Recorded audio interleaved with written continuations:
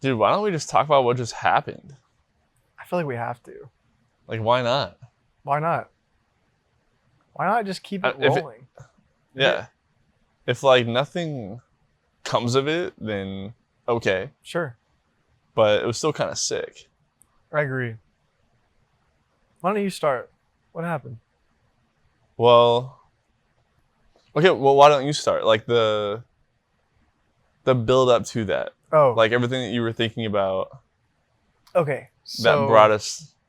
Right. I was telling Yeah. you that as we've kind of been throwing around this idea of a coffee shop slash community cafe thing, a lot of people I feel like are very uncomfortable with the idea of not knowing what something's going to be. Mhm. Right? Like they want the specifics, right? It's like if it's going to be a coffee shop, make it a coffee shop, or if it's going to be this, make it this. But Yeah. we've been kind of leaving it up to God, to the community, to our creativity, to the opportunity that arises as to what it's going to look like. Because I think a lot of people will have a dream, an idea, and let's say, well, it has to be X, Y, and Z. Yeah. They want to know exactly how it's going to happen. And then if they have an opportunity comes up and they're like, oh, well, this is not like to the T exactly every detail that I wanted, I'm not going to do it. I think they miss out a lot on those opportunities because of what it can turn into. Yeah. Because sometimes it can turn into even better than you ever could have imagined or done yourself or tried. And so we've been kind of just letting that breathe of what is this place that we're imagining?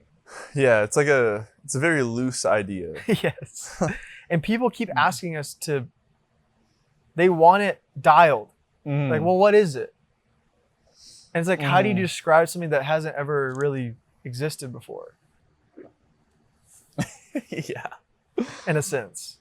Like, we can talk about elements, coffee shop, community atmosphere. For sure. Small event. Like, we can give it elements, but as to what exactly is it inherently, I can't say. Yeah. I don't know. It's so... I can see it in my head. Yeah. I can like see how it would go in my head. Kind of. Me too. Like what it would look like, the vibe. I can feel the vibes in my head. Yeah. But I don't know how they're gonna happen. Exactly. How they're gonna how they're gonna manifest. I heard a quick side note. I heard a podcast where a lady was talking about how we're in a vibe session right now. Instead of a recession, she called it a vibe session. And it's kind of genius. She was talking about how statistically, when you look at the way things are going, this was probably like a year ago. She was like, statistically, things are okay, right? Like, unemployment's not crazy high, et cetera, et cetera, et cetera. People aren't like starving on the street. Yeah, it's not like 1920s or 30s. It's not like what we typically call a recession.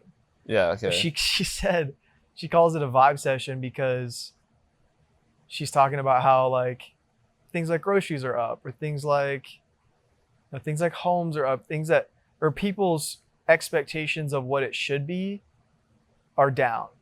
Like people's vibes are down about their expectations, their confidence, their vibes. I don't know how to describe it. But I see what you're saying. Their sentiments are down about the market. Like they're not confident in the market, in the economy. And so it's this weird thing where like there's some things that are way, way, way high right now, but the traditional indicators of a recession are still fine. Yeah. And there's other little things here and there, but I just thought that was hilarious. She called it a freaking vibe session. I do like that. It's like everyone's either expecting, or I guess it's the same thing, but like kind of just waiting for the crash, like for the recession. Everyone's just So back to what I was saying with a place, That's a big thing that we always talk about is we want a place that we can do this. We want a place that we can do this. If we just had a place. And I feel like God really gave us this podcast studio space with these wonderful people, Johnny and Lauren. And they've graciously allowed us to share a corner of their freaking studio, which is crazy. And it just so happens to be a coffee business. So cool, right?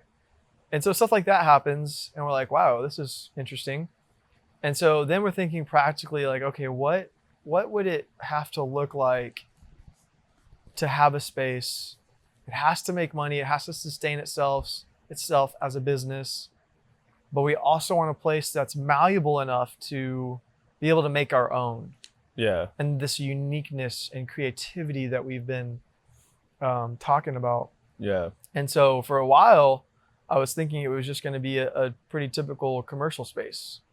But like I was telling you, what comes with the commercial space is you make a lease with the landlord who owns the commercial building typically, right? Because to buy a commercial building is typically multi-million-dollar deal. Yeah. And then now you are responsible for if the roof leaks, if a window cracks, like whatever, plumbing, you're responsible for all of that on top of trying to build your business and run your business. So most people opt to lease out a commercial space and inside of the lease, they'll negotiate on the build out of like, hey, if I put $100,000 into this build out, will you give me a discount on rent? So that's how they'll kind of negotiate, right? Because honestly, the person who owns the space, I think gets the better deal sometimes if they build it out and really make the space better. The business owner, then it's just adding value to the commercial property on top of rent. And so I feel like it's called tenant improvement. So you make a lease, you make a deal with tenant improvement, come in, you do your build out, do your design, you get your permits, and you start running your business. And then maybe you're profiting like 25-30% on your business. Versus if you had bought the commercial building, you would maybe be profiting like 10% a year. Yeah, okay. Right? So that's why most people opt to just focus on their business. They pay rent. They're fine with that. They don't have to worry about the building itself. That's the traditional route. But when we were in Waxahachie, there was this coffee shop called White Rhino. And it was in a early 1900s style home. And they basically built out an entire coffee bar in the downstairs area. And then they built out the rest of the home to be like each room kind of had its own theme type, kind of. And they had an outside area. They had a really nice parking lot. And it was really cool. It was just a different vibe. I've never been to a coffee shop quite like that one before. But it was pretty close to downtown. Right, so it's like right off of downtown. Yeah, right. So it was still in the area, and so the benefits of doing something like that typically is you buy the house as the investor, so you're owning what you're about to renovate. Then you do your renovations, you do your design, you do your permits, you do your remodel, and you build out your coffee bar and your rooms and your design and all that good stuff. And then you open for business. Now you own the home. You are operating your business. So you're kind of double dipping in a sense. But you do also have to deal with maintenance. So if someone uses the bathroom and it backs up, or like you have to call the plumber, right? Or a pipe burst, and now, sometimes that may happen and you can't run your business that day. So now you're losing money on both sides. But that's typically the same for commercial use too. You remember there was a day I was with Sam at Lamppost and the power went out. And they were like, hey, we have to close. We can't, we have to close. We have to kick you guys out. And so to me, I hadn't really considered the house idea until I had talked to a friend of mine, and she was talking about how it might be a better idea to have it in a house. And there's not really something like that. Well, there's not really a White Rhino type place anywhere except Georgetown. Georgetown has Sweet Lemon. I know what you're talking about, yeah. But that's more of a restaurant because you can get more, you can get like nicer eateries there than you would a typical coffee shop. There is another one in Georgetown. Oh, really? It's kind of like lesser known as a house. Okay. But especially not in Round Rock. But what's cool about that is that it's proven concept. So someone's like, oh, I don't think it's gonna work. It's like, well, it's already being done. Yeah, for And sure. so I feel like that's an advantage. And like if you're thinking as an investor who would invest in an idea like ours, they would want to know, okay, how quick am I going to get a return on my money? Or else why would I invest with you guys? And so with the commercial side, you're basically asking them to put in several multiples of 6 figures, like hundreds of thousands of dollars into a build out, into a lease. They're locking themselves into a lease. They're doing all this stuff, right? They may not get their cash on cash return for another 5 to 10 years. That's even if your business is successful. Yeah. So that's a big risk if you're putting up that kind of money. So versus if you buy a house, you immediately know that you have equity there. So if the coffee shop thing fails, right? Like if the renovation fails, whatever, you at least know that you're not out of luck. Yeah. You at least have a really decent property. So that kind of sets the stage for what we're talking about. And we had other things, like we wanted to have enough room to do small events, to do get-togethers in the place, like all this cool stuff, right? Yeah. It would be really cool if we had like a dope outdoor area, but most coffee shops will start and then they have to like wait until they get permits and stuff like that to build an outdoor area. And then again, you have that same thing where it's like you got to get permission from your landlord. If they decide to not renew your lease, then you just spent all that money for nothing. Like you're literally losing all of that. Right. So versus the house scenario, you're just adding value to your investor's property or whatever. So in this particular scenario that we're talking about, I looked on Zillow like this morning, and well, let me back up. So Brandon, who was on the podcast a few episodes ago, Taekwondo, Brandon, I was talking to him at jiu-jitsu, and I was telling him about, we're thinking about the coffee shop and where we would put it. We want it in Round Rock. He's like, well, do you know where? And I was like, not really. I haven't even looked yet. But I knew I wanted it close to downtown because there's a lot of parking in downtown. There's a lot of stuff to do in downtown, but there's not a lot of stuff open late. And I just wanted it close to there. It's just better. Like people are there, right? Right. So it's the closer you can get there, the better. But the closer you are there, it is the more expensive. Yeah. And so he was like, there's some potential there. And I said, we would love to maybe get a house like close to downtown. And he was like, oh, okay, that's cool. And so that was that was Wednesday of this week. So this morning I looked on Zillow and I found this.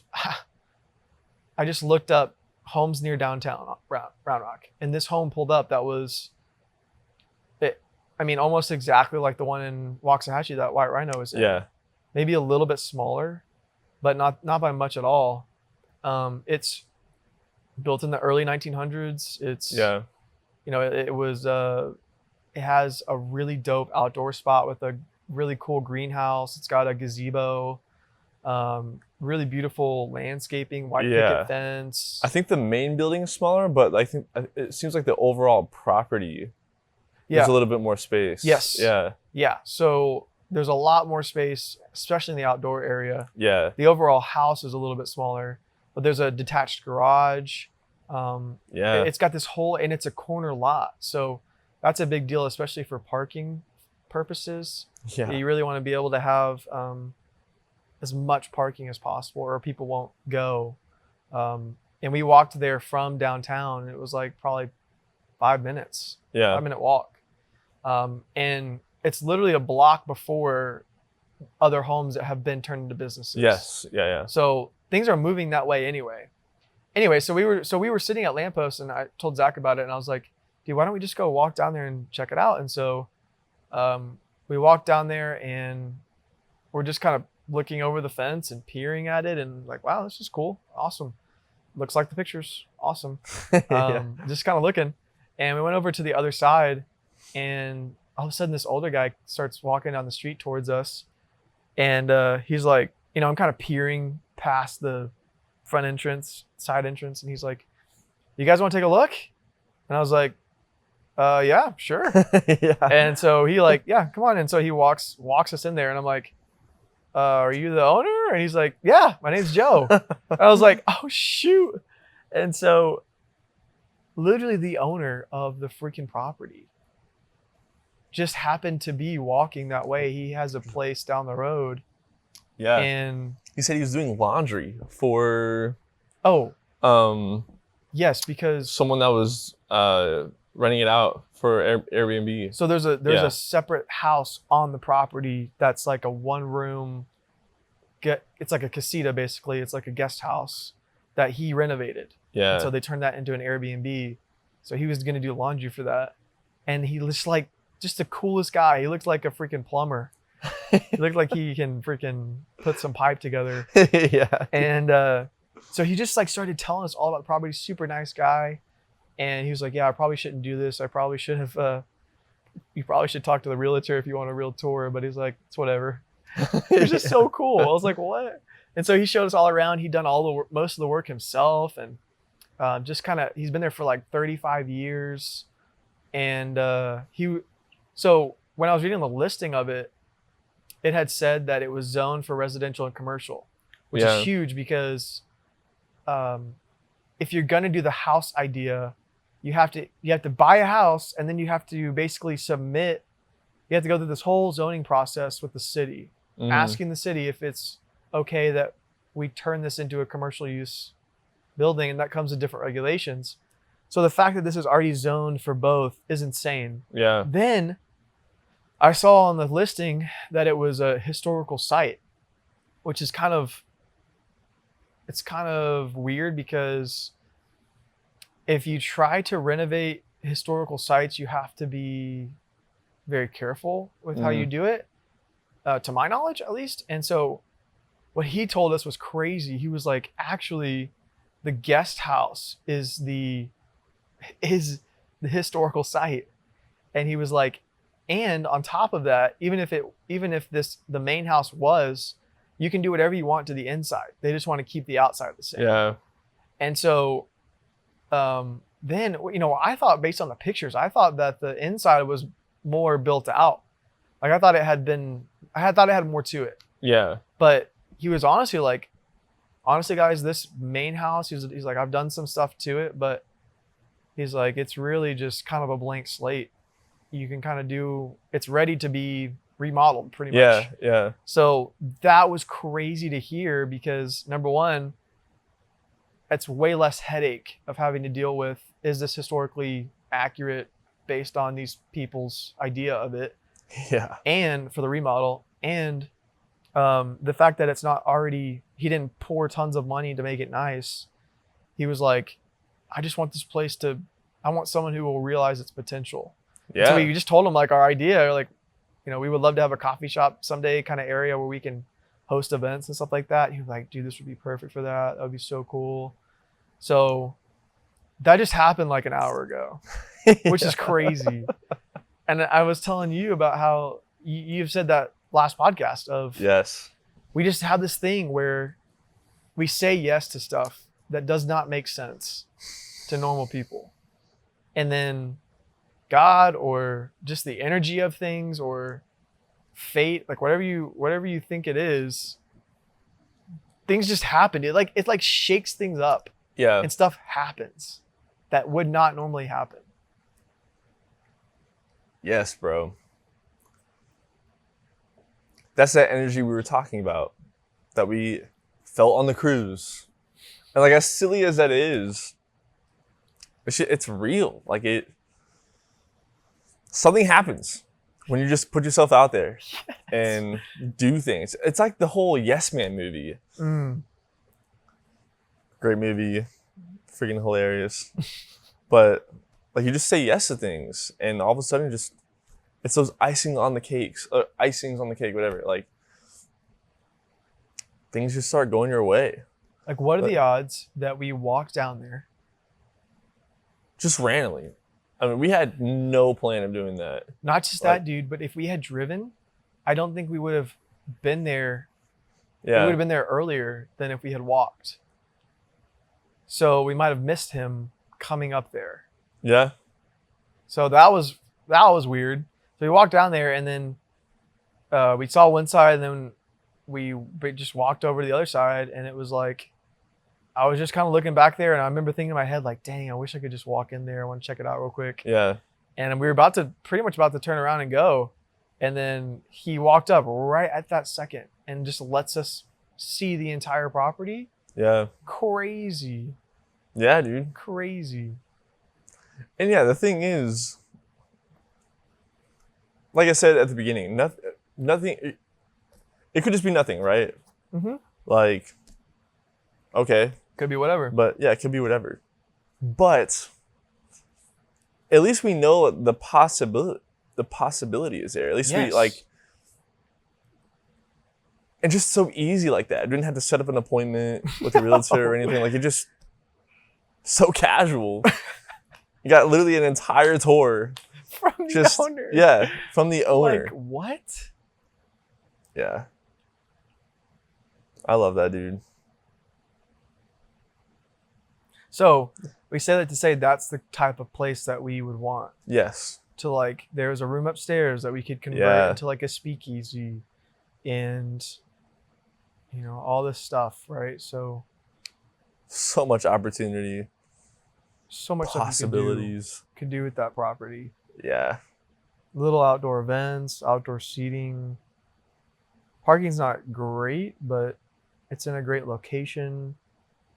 If I'm an investor looking at that property, there's also some improvements, pretty significant improvements to the surrounding areas by the city that just got approved, like a canoeing launch to Yeah. the creek pretty close by, a park being built, and stuff like that, which increases the value of the property for sure. So Yeah. Yeah, it was just cool being there and getting a lay of the land. It kind of allows you to, envision. yeah, it makes your vision a little more real. It's like, oh, okay, like this could go there, that could go there. Yeah. Hmm. Hmm. So who knows, dude? Who knows? Who knows? It definitely feels like at least one small step closer. Yeah. Yes.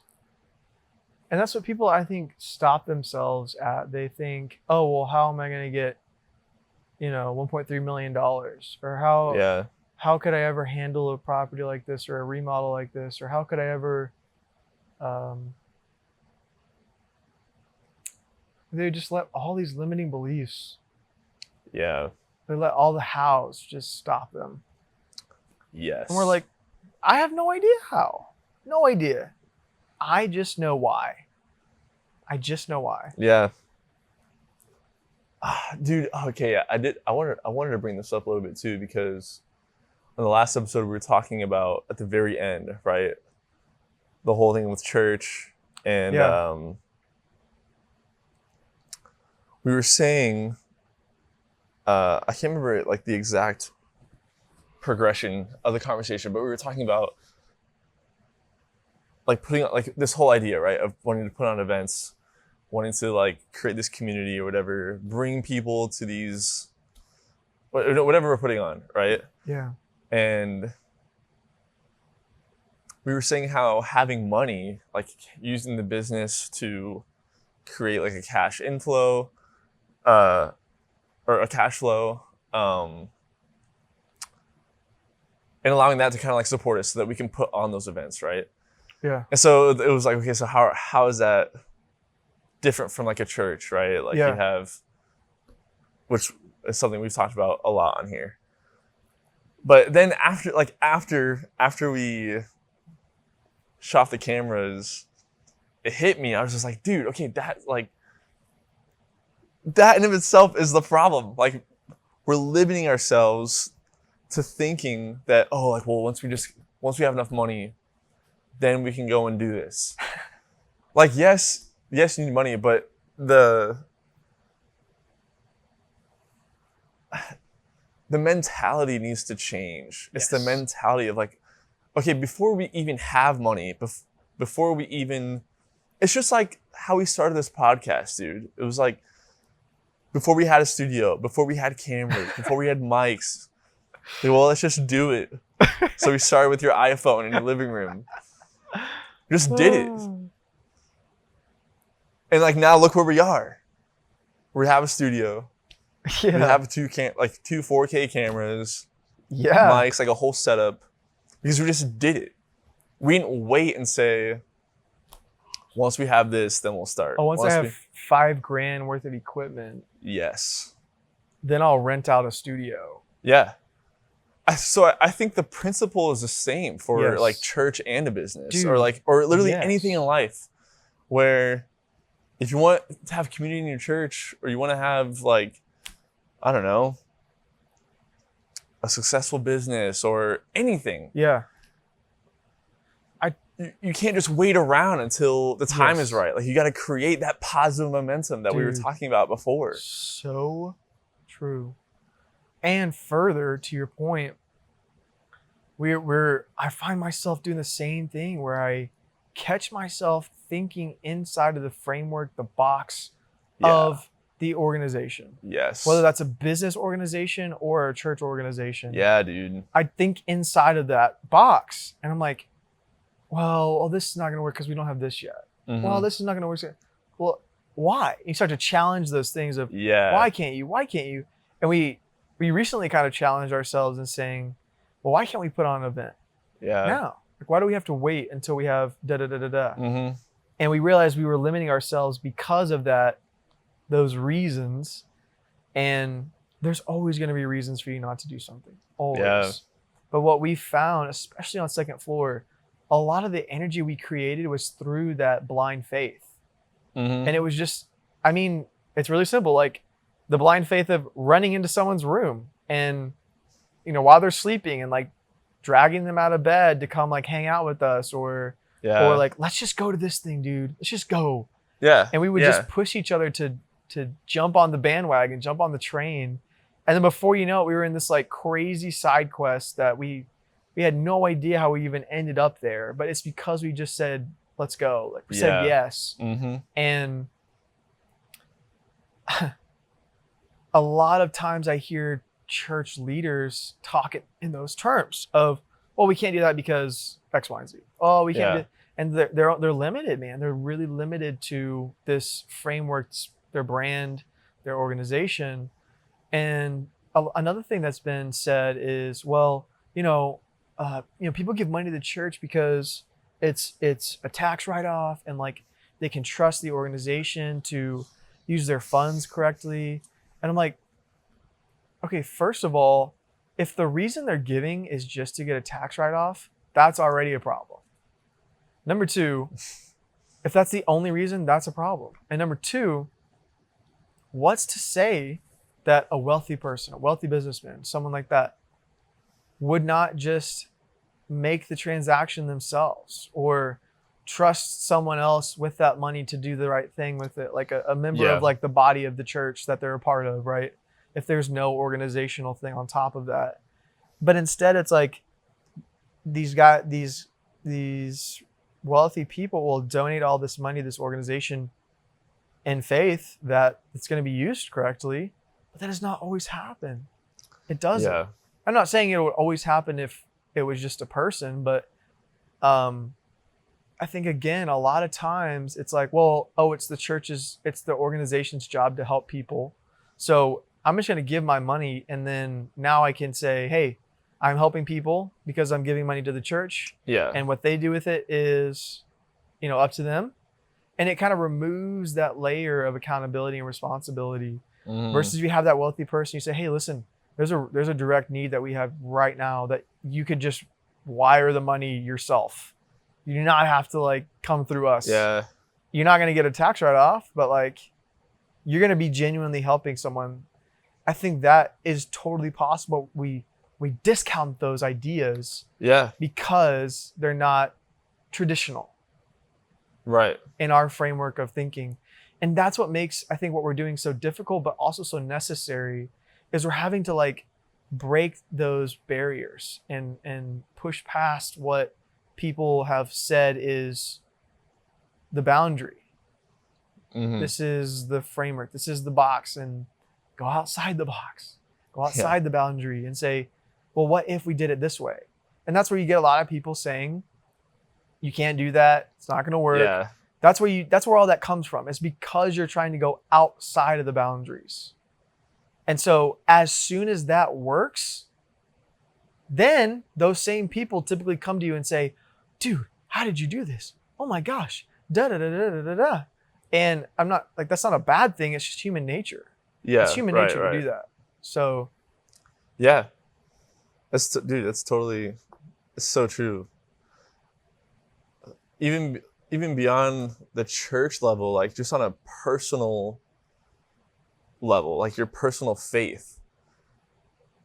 It's like say you're trying to reach someone, right? Like you're trying to minister to a friend or whatever. Oftentimes there's that limiting belief of, oh, I'm not a minister. I don't have like a Bible degree. I don't have whatever that my pastor has. I don't know how to talk to people, whatever.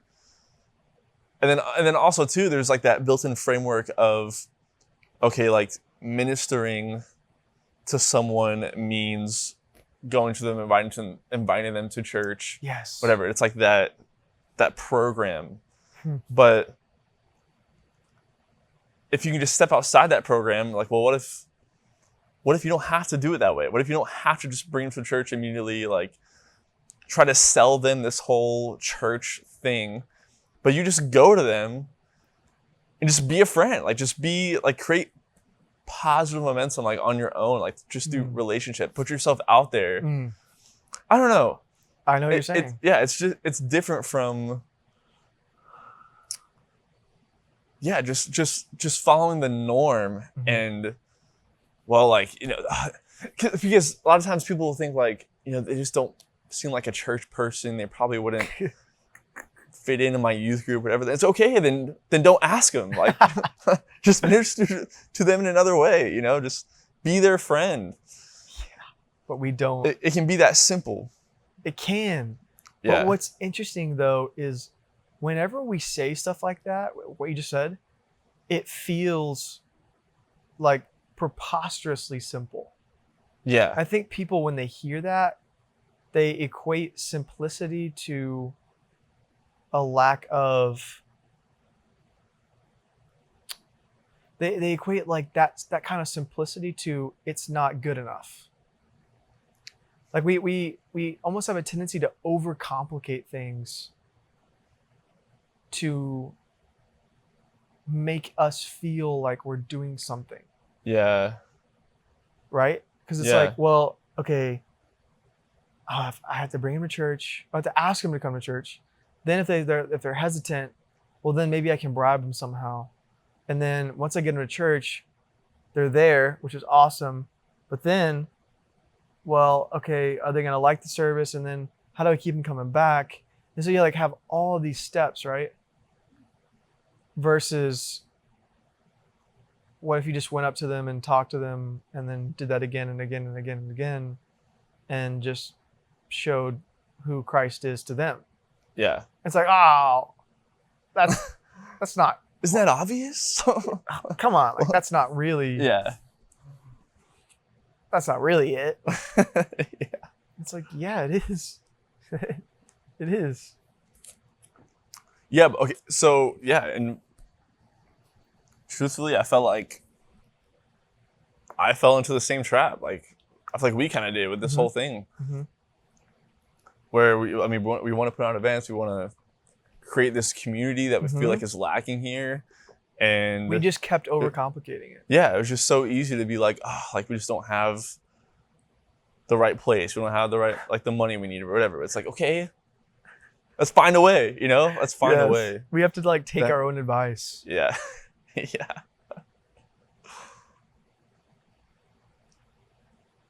Yeah. We've been on a good track, I feel like. The podcast, everything. It's just been a really big learning experience.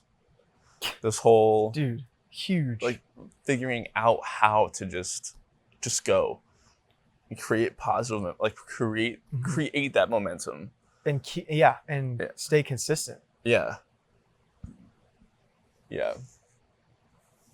Yeah, it's almost like it's not really what you're doing sometimes, but it's the thing itself. To me, like that's what I keep telling people, right? Because people look at the results and they're like, and they may see how many followers or how many whatever we have right now, and they're like, well, this isn't working, or oh, this isn't successful. You would be tempted to say things like that, but what I've started to realize is like, this is not really for.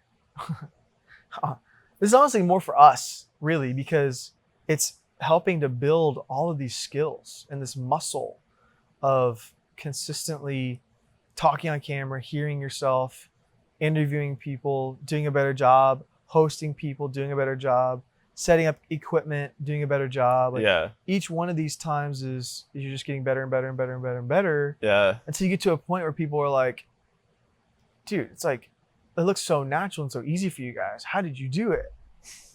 And 35 weeks straight Yeah. of figuring out where to go, how to do it, and what to talk about.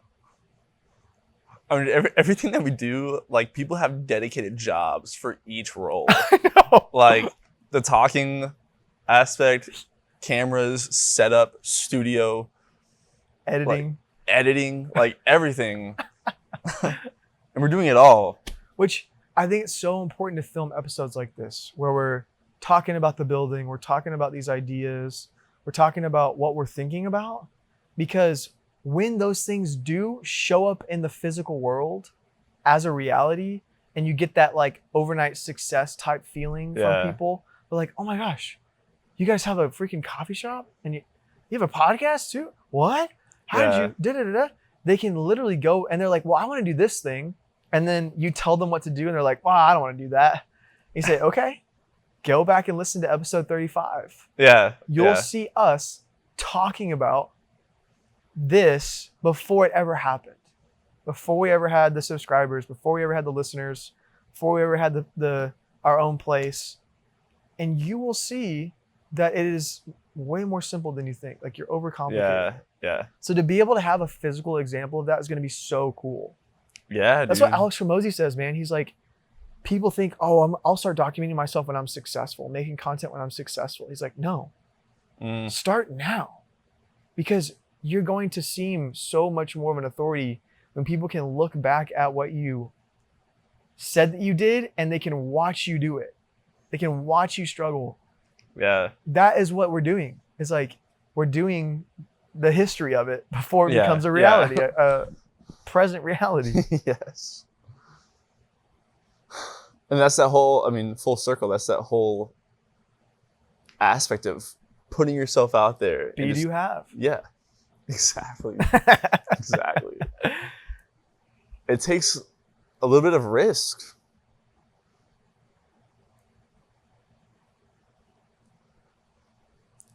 But it's got to be, I mean, anything worth the reward, dude. Anything worth having, you have to dare greatly for. Yeah. And if you didn't, you wouldn't appreciate it anyway. Yeah. That's human nature. Yeah. The less you put in, the less you appreciate. So true, dude. The greater the risk, the greater the reward. That is just like how it is. Yeah. So. Gosh, dude.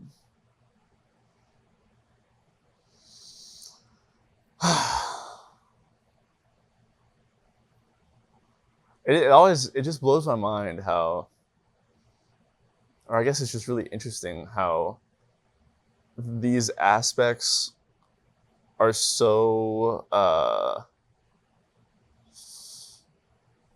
don't know. They're so applicable with like business and also my faith. Because like we've talked about before, like all these things are very much things that Jesus talked about. Like in terms of living out your faith and not putting on a show, like not relying on like a establishment or whatever to substitute your actual relationship with God and like your faith. So I mean, it's just really interesting, like how much all of this stuff, which people would say is like secular, right? Yeah. That's like apart from the church establishment, but how much it affects my personal faith and like how it changes the way that like I guess my expectations like for myself. Because I believe like in my faith that, I mean, it should be, there's not, like truthfully, there's not a separation, right? Between faith and the real world or whatever. Like it should be all encompassing. Like my faith should be intertwined with everything in my life. But it doesn't always feel that way. No, yeah. Like we're always separating it. Dude. I probably might butcher this, but Taylor was saying something about how in the early history of the church, what started to happen after the apostles, right? Like after Paul, you had the early church fathers like Polycarp, Irenaeus, Ignatius, yeah. And then you started to go into this period, right, where you had they started to become more organized. Right. And they started to become, they were seen as pastors, they were seen as monks, they were seen as, and you had these great characters who would, their great claim was basically leaving the secular world and going out to become a monk in the desert, right? Or they would, leave their secular space and they would become a pastor of their congregation. And I'm still talking like that really, really early period. And what happened is that there started to be that separation of people saying that anything that you're doing in the world is secular, and that a devotion to a calling, quote unquote, outside of that secularness was a role in what we now would call full-time ministry. Yeah. And so these men started to become very popular. They're the ones that were monks, the ones that were early church fathers, pastors, prophets, and that's what started this great rift between what we would now call like full-time ministry and the marketplace, or secular, or the world and religion. Like that's what caused that separation inside of the Christian community. And so that's what you're talking about, is what we're experiencing is like historically subconscious in terms of it's been around for so long that it's just so difficult to see your faith intertwined with everything and live it out. It's tough, right? Because we've been taught that inside of that church building is Christianity. Yeah. And everything outside of that is secular. Right? And so it's like, it does this thing to your brain where you just don't know how to be like the same everywhere else. Yes, because already you're separating the two. Yeah. In your mind. And as a man think it still is. So that's just, it only makes sense. That's how you're going to live and act. It's like you separate these two parts of your lives. And that brings up another point too, because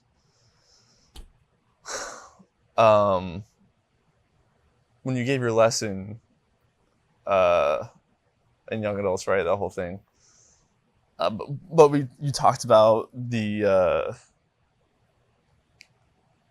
how like a lot of times people will say, like ministers will say, that there's like no greater call than serving a full-time ministry, than like being a pastor or whatever.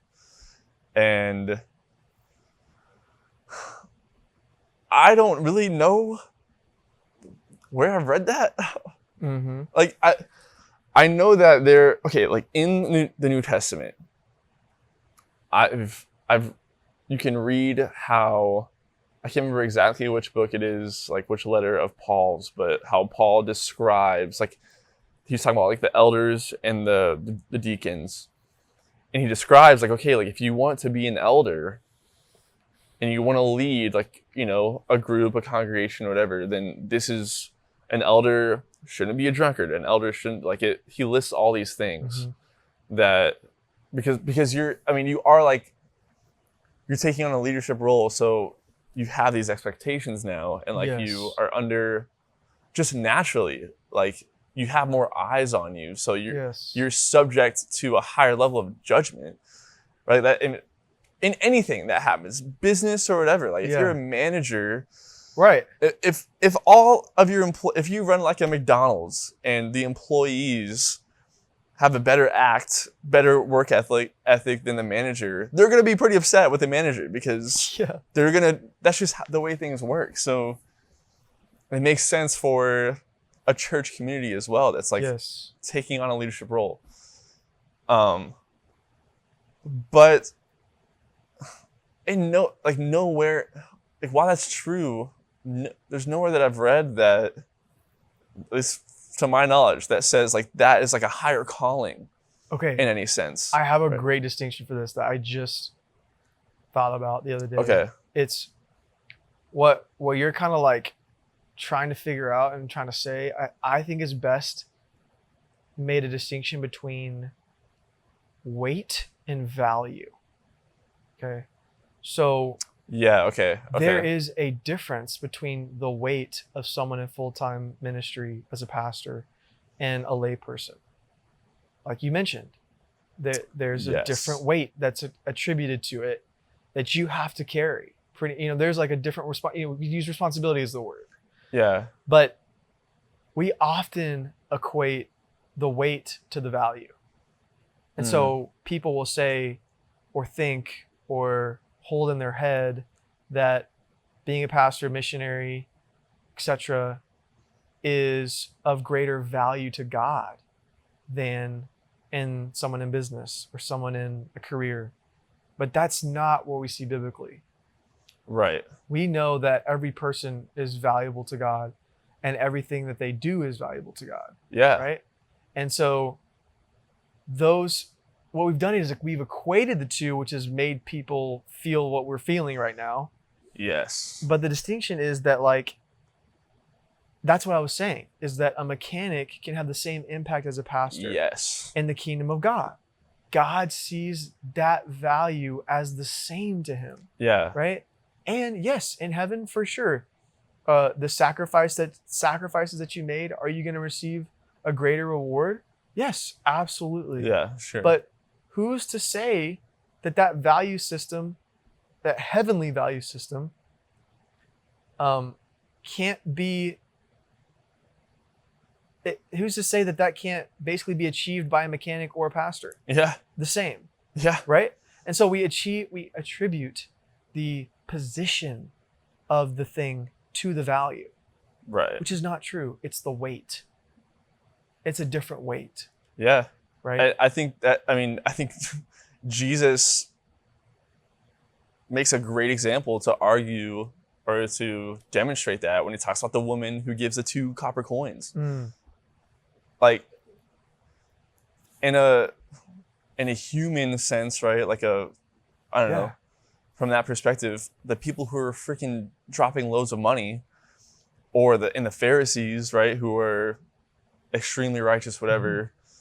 I mean, people would think their call and then their reward in heaven is going to be insane, right? But Jesus literally says, like, I tell you the truth, this woman who's not a Pharisee, she's not a religious leader, she's not a part of the Sanhedrin, she's not dropping bags of money, like, she comes up, gives 2 copper coins, and Jesus says she gave more than anyone else here. Like that's the perfect example Yes. that her reward in heaven is going to be great Yes. because of her faith, and because of and obviously like her trust in God. Yes. And that's what it's about. Like no calling is greater or like more valuable than anyone else's. Like you're right. It's a matter like the weight of responsibility as a leader is different, but in terms of like, in value, I think it's totally the same. Jesus, this kind of principle is all throughout Jesus's life. and All ministry. throughout. Yeah. I mean, you can look at the way that Jesus decided to come into the world. He very, very clearly made himself the lowly of the lowlies. Mm-hmm. Became a blue collar tradesman. He was not from a prestigious town. He was not from a prestigious family. Yeah, he's a nobody, dude. Nothing about him was prestigious Yeah. that would be seen by the world. And he did that for a very specific reason. Yet his sacrifice that he chose to do himself, he laid it down. No one laid his life down but him. He chose to make the sacrifice that was greater than anyone else could do or did do. Yeah. Yet people saw the position of the Pharisees as of much higher prestige than that. And so everywhere in Scripture you see this like upside down approach to these types of things. And in our culture today, the reason we're using the mechanic pastor example is that a pastor is typically seen of higher social position than a mechanic. It's in the Christian community for sure. Yeah. In the Christian community, right? We would say that is reasonably true. Reasonably. Yeah. Which is not to be demeaning at all. It's just simply, it's like how we look at things, right? Yeah. And so, especially when it comes to ministry, right? Yes. And so, what we're arguing is that is not necessarily the case biblically. That the pastor could provide more. The pastor's calling is more valuable than the mechanic's calling. Right. But that's, to the mechanic, sometimes it's how it comes across when he's sitting at church or she's sitting at church. Yeah. And hearing a sermon. Like, yes. Well, I'm so glad you're up there, Pastor, because I sure can't make a difference. I'm glad you're making a difference. Like, I'll support this church financially. Sure. Because I am glad you're making a difference in people's lives. Yeah. Yes. And that's what further adds to the separation between like the world and like your spiritual life. Because now this mechanic or janitor or whatever role you could insert there just assumes that his work is in no way spiritual or is in no way like ministry. Yes. Like it can't be, because it's not through God's house. Yes. And that's what's frustrating. Yes. Now, obviously, caveat here, like pastors aren't teaching that. Of course. Like, no one is up there saying, at least from what we've seen, right? Like typically there aren't pastors on stage saying my work is more important than yours. Like I think generally pastors do encourage people to go and minister to people. Like they do that. Absolutely. But just growing up in church, like I can't tell you how many times I've heard, and not just like one church, like all the churches I've been to, like you just hear that kind of language inside the Christian like bubble of, like so-and-so, he's going to do the Lord's work. Like he's going on a mission trip or he's becoming a pastor. Like there is a distinction that's made in our mind concerning what it means to minister to people. So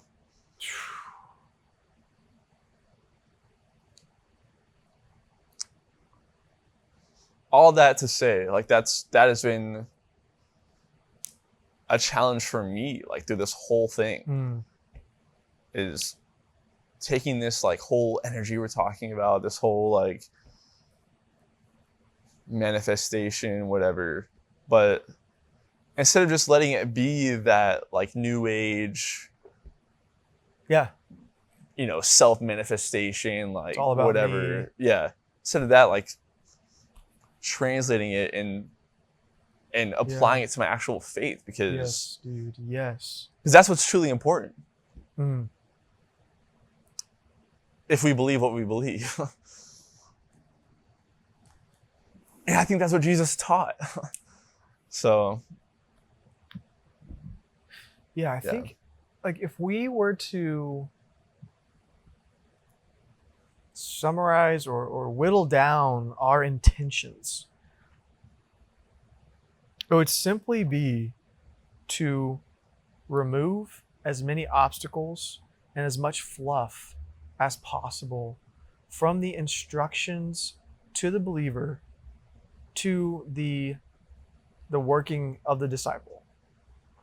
Like as a believer is instructed, and as they become a disciple, and as they begin to minister to people in their lives, we want to remove as many obstacles as possible. yes, Right? And sometimes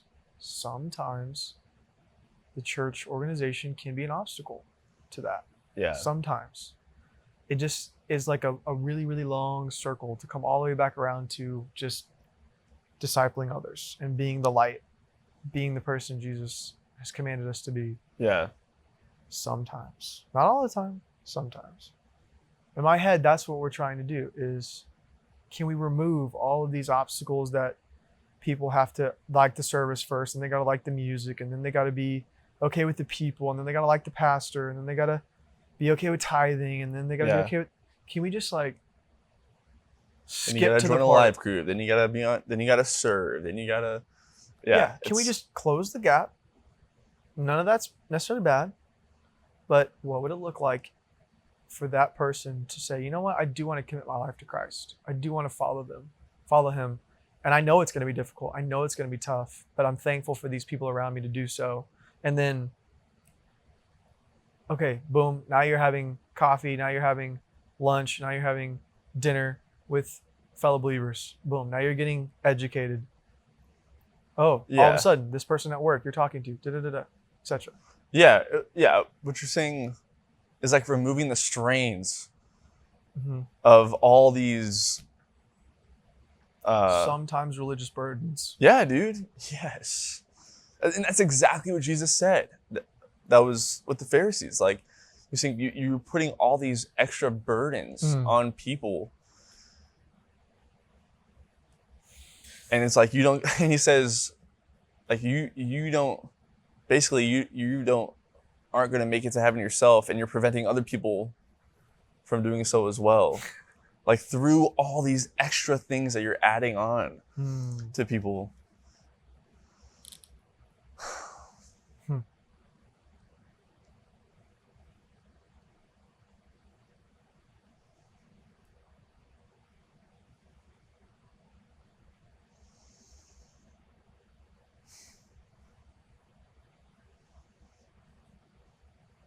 I mean,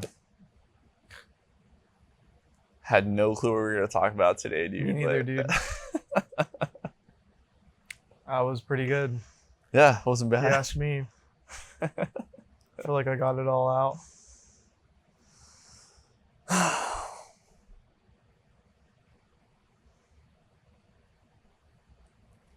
I mean, Let's just wrap it, I dude. feel like we can wrap it up right there, bro. I think we Let's can call wrap it it. up right there.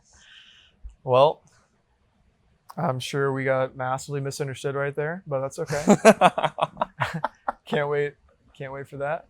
But thank you again for tuning in to another episode of Second Floor Experience.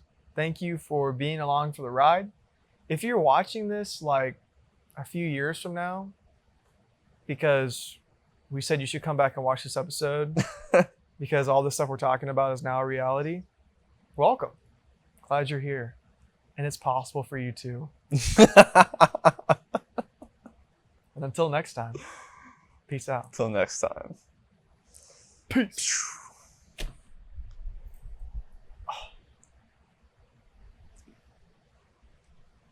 we're gonna be the ones watching this years from now, being like, ugh. Look at us, dude. We didn't know anything. I know.